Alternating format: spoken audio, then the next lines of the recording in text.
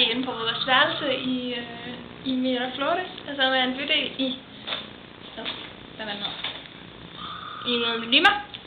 Og der er meget rødt lige nu. Eller Sille, hun røder ikke.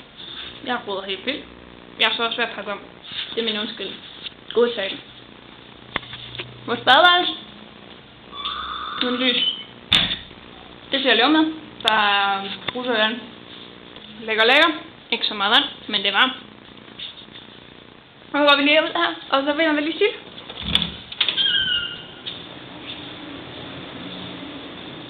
Ja. Og vores tidsfordriv lige nu, det er at kigge på det her, som er en fitnessdag. Og de løber, og vi spilder.